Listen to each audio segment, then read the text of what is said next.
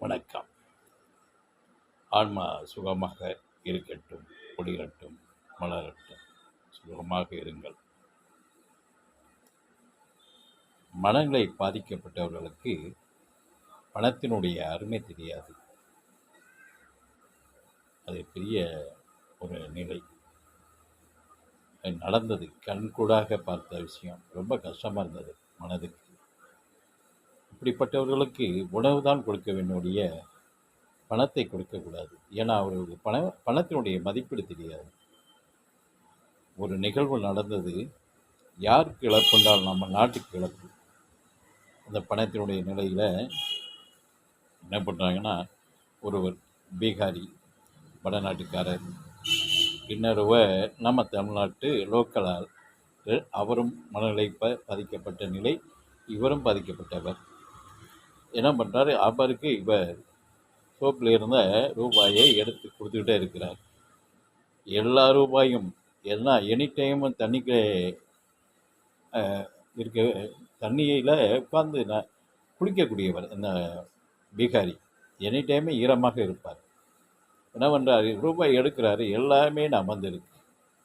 எல்லாம் அது பயன்பாட்டுக்கு வராது. அவ்வளவு இலகி போச்சு, நமந்து. அதுக்கு எப்படி சொல்கிறது, எடுக்க முடியல, ஒட்டிக்கிருச்சு. அது வீணு தான். இப்படி ஒரு நாளைக்கு எப்படியும் 500 ஒரு பிறரிடமிருந்து அது வெறும் 10 ரூபா நோட்டு வாங்குகிறார் என்றால் 500 இழப்பு. நம்மளுடைய பணம் வீணாகுது, நம்முடைய அரசனுடைய நிலை வீணாகுது.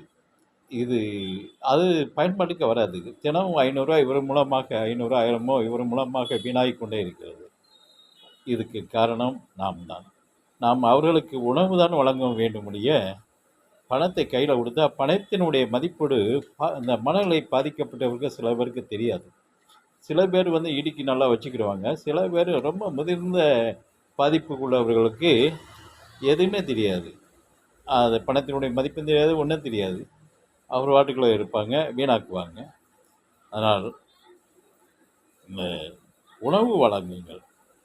மனநிலை பாதிப்போ இப்படி பாதிக்கப்பட்ட நபர்களுக்கு உணவு, வயிறு நிறைய உணவு கொடுக்கலாம். ஆனால் பணத்தை கையில் கொடுத்து வீணாக்க வேண்டாம். ரொம்ப கஷ்டமாக இருந்தது. டெய்லி ஒரு 500 1000 இவர் மூலமாக வீணாகுதுன்னால் அது நம்மளுக்குத்தான், நம்ம நாட்டுக்குத்தான் அது கஷ்டம். அது பொருளாதார கஷ்டம் வரும். அதனால் உணருங்கள், சிந்திப்போம்.